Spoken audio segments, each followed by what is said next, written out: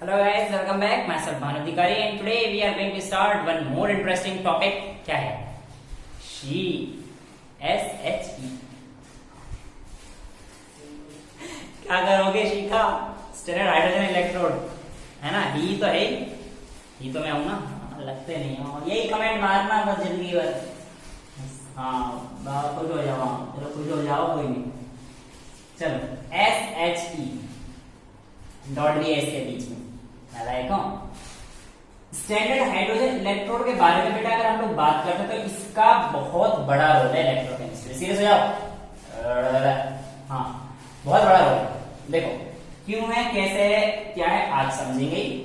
और इसकी वजह से हम लोग किसी का भी सेल पोटेंशियल निकाल सकते हैं। किसी का भी। हाँ कैसे?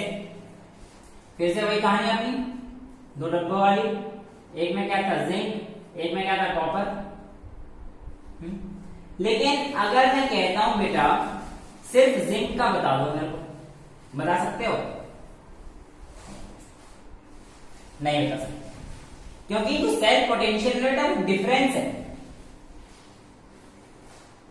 दोनों इलेक्ट्रोड है ही नहीं। दूसरा इलेक्ट्रोड इस सिचुएशन में फंस गए, क्या करेंगे?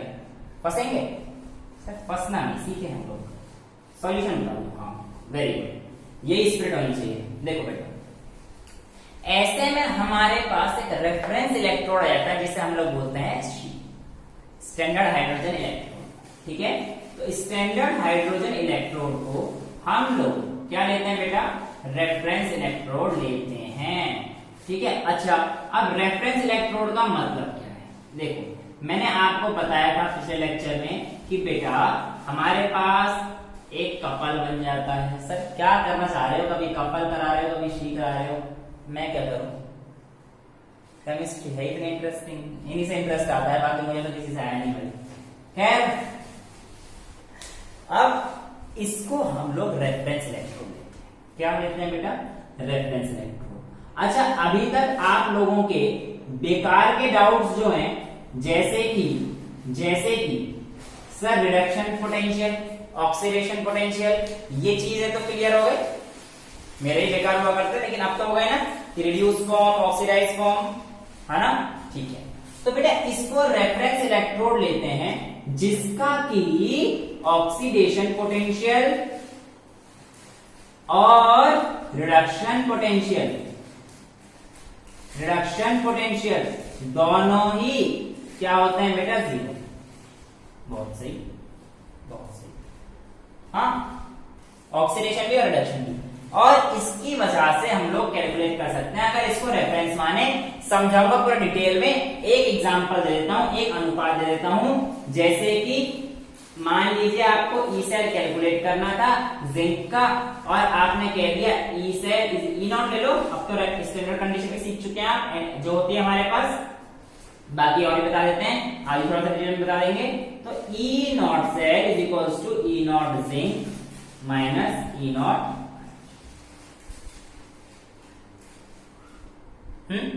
समझ आता है बेटा? इसका मतलब ये है कि यहां पर ई नॉट ऑफ हाइड्रोजन यानी कि ई राइट माइनस ई लेफ्ट कर रहे हैं, ये तो हमें पता ही है। तो राइट मैंने इसको मान लिया इस बार, तो यहाँ पे क्या आ गया इसका लेफ्ट में? Oxidation potential. ऑक्सीडेशन पोटेंशियल तो जीरो है, तो यहाँ पे ई नॉट सेल किसके बराबर हो जाएगा? जो हमारे पास ई नॉट वैल्यू ऑफ जिंक की रहने वाली है। बस सिंपल। अगर मैं इसको उल्टा कर देता हूं, ई नॉट सेल, ये जिंक का एग्जांपल है तो बार बार ही नहीं होगा, कोई सा एलिमेंट आ सकता है ना। आपको तो पता कैसे क्या करेगा, कौन सा किसको रिड्यूस करेगा, ये हम लोग आगे के लेक्चर में जानेंगे। अभी जानेंगे ना, सिचुएशन आएगी, बहुत इंपॉर्टेंट रिएक्शन है, वो पेपर में ना हो ऐसा मतलब ही नहीं हो सकता। तो ई सेल अगर मैं कह देता हूं कि बेटा E naught of H minus E naught of Z, यानी कि अब की बार ये राइट में आ गया मेरे पास, है ना? तो बेटा इस बार क्या आ जाएगा? ई नॉट सेल जो हमारे पास है वो कितना आ जाएगा? E naught of zinc minus of E naught of zinc, ये आ जाएगा। यानी कि क्यों? क्योंकि ये तो हमारे पास जीरो है, इसलिए से रेफरेंस इलेक्ट्रोड लेते हैं जो कि दोनों तरीके से काम कर सकता है। एनोड के तरीके से भी कर सकता है और कैथोड के तरीके से भी कर सकता है। यस, सबसे अच्छी चीज तो यही बनेगी की। तो कहते हैं जहां एडजस्ट कर सकते हो कर लो, मुझे कोई दिक्कत नहीं करते तो दिक्कतें हो जाएंगी। डस्टर तो गायब हो चुका है, मिल गया। ठीक है, ये चीज देखो, इतना समझ में आता है। अब आगे चलते हैं इसी कंस्ट्रक्शन के ऊपर। किसके ऊपर बेटा? कंस्ट्रक्शन के ऊपर। तो कंस्ट्रक्शन साहब की कैसे होती है देखो, कुछ भी नहीं है यार, बड़ा सिंपल सा है कंस्ट्रक्शन में। तो देखो, नॉर्मल इलेक्ट्रोड हमारे मेटल्स के हुआ करते हैं, जिंक, कॉपर, एजी, जितने भी इलेक्ट्रोड है मेटल्स हैं सारे। लेकिन इन भाई साहब में थोड़ी सी अलग बात है, कुछ तो राज है। क्या? आसानी से नहीं, एक वेसल लेना और उसमें 1 मोलर का, याद है ना 1 मोलर, क्योंकि मैं एसटीपी बना रहा हूं, स्टैंडर्ड है तो कंसंट्रेशन यूनिटी रहनी चाहिए। अगर आप HCl लेते हो तो कोई दिक्कत नहीं, पर H2SO4 लोगे तो H2SO4 में 2 H प्लस के आयंस हैं, तो पहले इस कंसंट्रेशन को 1 मोलर बना देना और 1 मोलर बनाने के बाद इसमें डालना। HCl में लोगे तो एक ही H प्लस आयन रिलीज होगा, इसकी कोई दिक्कत नहीं है। यहाँ पे 2 H प्लस रिलीज होंगे ना बेटा H2SO4 में। कंसंट्रेशन 1 मोलर कैसे बनाएंगे वो आपको सॉल्यूशन में पता है, मोलरिटी का फॉर्मूला से, जो बाकी चीजें डिफिकल्ट होंगी, है ना। चलो, अब मोलरिटी और एन फैक्टर से ही बना सकते हैं। एन फैक्टर क्या है, इसका डिटेल के लिए आपको चैप्टर नंबर 1 देखना पड़ेगा केमिस्ट्री, है ना। कोई दिक्कत नहीं, करा लेंगे सॉल्यूशन का रिवीजन। एक जब हमारे बोर्ड से एग्जाम इतने नजदीक आ रहे होंगे तो एक कोई रिकैप भी हुआ करेगा, है ना, तो उस टाइम करेंगे। ठीक है, कोई दिक्कत वाली बात नहीं है। अब देखो बेटा, ये हमारे पास आ गया, तो ऐसे समझ लो कि भाई ये यहाँ पे मेरे पास क्या है, 1 मोलर का H प्लस आयन रिलीज करने वाला कोई भी एसिड है। मैं HCl नहीं कह रहा स्पेसिफिकली, बुक्स में HCl लिखा है लेकिन जरूरी नहीं है, कोई सा लिख सकते हो, पर 1 मोलर। इसके अलावा क्या होता है, यहाँ पे छोटा सा इनलेट होता है,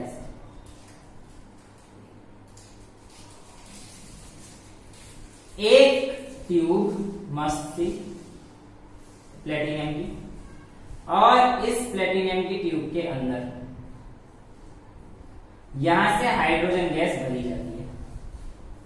प्लेटिनियम की क्यों? क्योंकि ये इनर्ट है, रिएक्ट नहीं करती, रिएक्ट नहीं करेगी। अब यहां पर जैसे ही आएगा, ये देखो, ये हाइड्रोजन गैस आ गई, हाइड्रोजन गैस भरी जा रही है, भरी जा रही है, भरी जा रही है। यहां पर मैं लगा दूंगा finally divide platinum metal.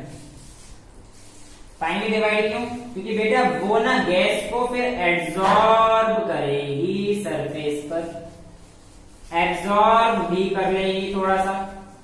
Surface chemistry में पढ़ाऊंगा एनवायरमेंट डिफरेंस, एब्जॉर्ब और एब्जॉर्ब में, टेंशन ना लो, ठीक है। लेकिन अभी आप ये समझ लो कि यहाँ पे हाइड्रोजन गैस कुछ आ जाएगी, H2 गैस यहाँ पर कुछ आ जाएगी, ये हाइड्रोजन गैस आ गई। और पानी में कंसंट्रेशन क्या थी, H पॉजिटिव, पानी ऐसे जो भी आपने लिया था H पॉजिटिव। तो बेटा जैसे गैस यहाँ पर आएगी और यहाँ पर जब आके बैठेगी तो एक समय तो ऐसा आएगा ना जब ये H प्लस और H2 आपस में इक्विलिब्रियम में आ जाएंगे, आपस में इक्विलिब्रियम में आ जाएंगे। अगर ये H2 H प्लस में कन्वर्ट हो रहा है और H पॉजिटिव से H2 बन रहा है, तो इसमें आपको क्या समझ में आ रहा है कि एक तरफ ऑक्सीडेशन हो रहा है और एक तरफ रिडक्शन हो रहा है हाइड्रोजन का ही। ध्यान से देखो, H2 से H प्लस बन रहा है, यानी कि H2 प्लस है plus electron gives H plus, ऐसे होगा? आप कहें नहीं सर ये गलत है, इसकी रिप्रेजेंटेशन होगी H2 gives H positive plus electron. Balance करने के लिए इसे हाफ भी लिख सकते हो, कई बुक में 1/2 भी लिख रखा हुआ है, तो 1/2 gives H plus plus electron, उससे कोई फर्क नहीं पड़ने वाला, उससे कोई फर्क नहीं पड़ेगा। ऐसे लिख लो, चाहे 1/2 के दूसरा लिखूंगा, कोई दिक्कत नहीं। तो इतना समझ में आ गया। अच्छा ये देखो ना, H प्लस H2 बना रहा है, H प्लस H2 बना रहा है, मैं ऐसे लिख सकता हूं H plus plus electron gives H2। लेकिन आप बैलेंस तो है, जैसे बैलेंस तो कर देते हैं। तो ये वाली जो प्रोसेस है ये किसकी है, ऑक्सीडेशन की, और ये प्रोसेस कैसी है बेटा, रिडक्शन की, ReDuCdION रिडक्शन। तो यहां पर मेरे को समझ में आया कि भैया हाइड्रोजन का जो इलेक्ट्रोड है ये बड़ा मस्त है, ये तो यार ऑक्सीडेशन के काम भी आ सकता है, रिडक्शन के काम भी आ सकता है, और इस चीज का तो भी हमने पिछली में यूज किया था। यस, इस चीज को एक्सप्लॉइट करते हैं। वही है जो आसानी से चीज मिल जाए उसको एक्सप्लॉइटेशन होता है ना, तो भाई साहब की भी यही होती है, और इतना आसान भी नहीं है इसको करना। ठीक है, अब हम लोगों ने जब इतना सेटअप कर लिया तो इसके बाद एक चीज और समझ में आनी चाहिए कि इसकी रिप्रेजेंटेशन कैसे हो। तो बेटा इसकी रिप्रेजेंटेशन ना बहुत सिंपल है, बहुत सिंपल है, और जरूरी नहीं है सिर्फ हमारे पास हाइड्रोजन के ऐसे इलेक्ट्रॉन निकलते हैं, ब्रोमीन के भी ऐसे लगता है। ब्रोमीन डाल दो, एक पॉइंट पे इक्विलिब्रियम में होगा, बाकी सब यही होने वाला है। तो अब अगर मेरे को तो उसका ऑक्सीडेशन बताना हो तो आप ऐसे समझ लो, जैसे Pt लिखते हैं ये प्लेटिनम के लिए, सेल रिप्रेजेंटेशन करनी है तो कैसे करेंगे, ये तो स्टैंडर्ड के लिए है ना, स्टैंडर्ड कर दो भाई Pt, ये देखो इसका कर दो पहले H2 वाले को, तो H2 यहां पर है और यहां से H प्लस में जाएगा ना, तो ये ऐसे और ये H प्लस।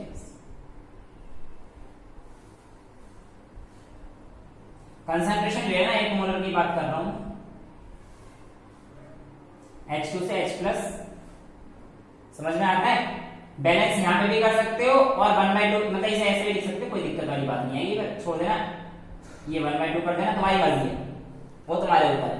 इसे 1/2 करके H प्लस से 2 कर दो, तुम्हारे ऊपर है। अच्छा ये भी लिख सकते हैं और दूसरे तरीके से लिख सकते हैं, कैसे लिख सकते हैं बेटा, H प्लस से H2 में कन्वर्ट हुआ और ये हमारे पास। तो ये चीज हमें समझ में आ जानी चाहिए कि इलेक्ट्रोड यहां पर हम लोग ऑक्सीडेशन और रिडक्शन के फॉर्म में कैसे यूज करते हैं। आगे इतनी बात समझ। अब इलेक्ट्रोड पोटेंशियल जो होता है हमारे पास दो फॉर्म में आता है, आइदर नेगेटिव और पॉजिटिव। जो भी नेगेटिव वैल्यू होगी याद रखना उसका रिडक्शन पोटेंशियल बहुत हाई होगा। नेगेटिव वैल्यू मतलब रिडक्शन पोटेंशियल, पॉजिटिव वैल्यू मतलब ऑक्सीडेशन पोटेंशियल।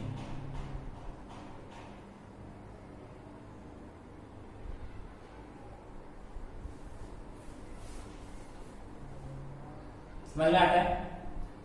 तो इस हिसाब से greater the negative value greater the reduction potential, greater the positive value greater the oxidation potential.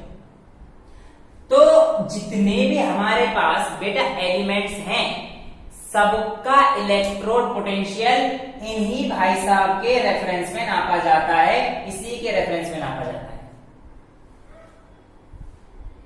अगर तो वैल्यू स्टैंडर्ड इलेक्ट्रोड पोटेंशियल की वैल्यू नेगेटिव है तो उसकी रिड्यूस्ड फॉर्म से हमारा हाइड्रोजन स्टेबल है, उसकी रिड्यूस फॉर्म से, उससे नहीं। ध्यान देना, ये बड़ा कंफ्यूजन है एनसीईआरटी में, एक छोटी सी आगे गांव बच्चे कंफ्यूज हो जाते हैं। अगर हमारे पास इलेक्ट्रोड पोटेंशियल नेगेटिव है तो बेटा इसके रिड्यूस फॉर्म से, मतलब सपोज कीजिए Li का नेगेटिव है, तो इसे देखते हैं E0 की वैल्यू नेगेटिव रहेगी तो उसके रिड्यूस फॉर्म से हाइड्रोजन ज्यादा स्टेबल है, उससे नहीं है। सपोज करो लिथियम का E0 वैल्यू नेगेटिव है तो लिथियम का जो रिड्यूस फॉर्म आएगा उससे ज्यादा स्टेबल हमारा हाइड्रोजन है, लेकिन लिथियम से स्टेबल नहीं है। Similarly if the E0 value is positive then the reduced form of this element, suppose कीजिए हमारे पास कोई भी एलिमेंट है, फ्लोरीन मीडियम है, इसकी E0 वैल्यू पॉजिटिव है, इसकी E0 वैल्यू पॉजिटिव है, समझ में आ रहा है। then its reduced form will be less stable than, sorry, it is more stable than hydrogen। इसका रिड्यूस फॉर्म मोर स्टेबल होगा, हाइड्रोजन लेस स्टेबल, यानी कि इसका जो रिड्यूस फॉर्म है वो इस बार ज्यादा स्टेबल होने वाला है हाइड्रोजन से। कुल मिला के ऐसा समझना है नेगेटिव पॉजिटिव का खेल है, जितना नेगेटिव होगा ज्यादा स्टेबल होगा हाइड्रोजन। यहाँ पर देखो ई नॉट वैल्यू नेगेटिव है, नॉर्मल कंडीशन में ज्यादा स्टेबल है, लेकिन जैसे ये रिड्यूस हो जाएगा तो Li की नेगेटिव होते रिडक्शन पोटेंशियल रिड्यूस होते हुए पॉजिटिव पे पहुंच जाएगा, और पॉजिटिव हो गया तो हाइड्रोजन ज्यादा स्टेबल हो जाएगा। यानी कि हाइड्रोजन नेगेटिव में तो जिसका इलेक्ट्रॉन पोटेंशियल नेगेटिव रहेगा उससे तो कम स्टेबल है, पर जैसे इलेक्ट्रॉन पोटेंशियल किसी का पॉजिटिव हो जाएगा तो हाइड्रोजन स्टेबल हो जाएगा, क्योंकि हाइड्रोड का इलेक्ट्रॉन पोटेंशियल क्या रहता है, जीरो। यहां पर देखते हैं फ्लोरीन की ई नॉट वैल्यू पॉजिटिव हुआ करती है, जैसे ही वो रिड्यूस हो जाएगी इसकी ई नॉट वैल्यू क्या हो जाएगी, नेगेटिव हो जाएगी। नेगेटिव होती है हाइड्रोजन ज्यादा स्टेबल नहीं रह पाएगा, और हमारे पास स्टेबल फॉर्म किसकी आएगी, रिड्यूस। तो ये समझाना चाहता, ठीक है। एसएचई में इतना ही है, सेल्फ रिप्रेजेंटेशन ये वो ज्यादा लंबा लेक्चर है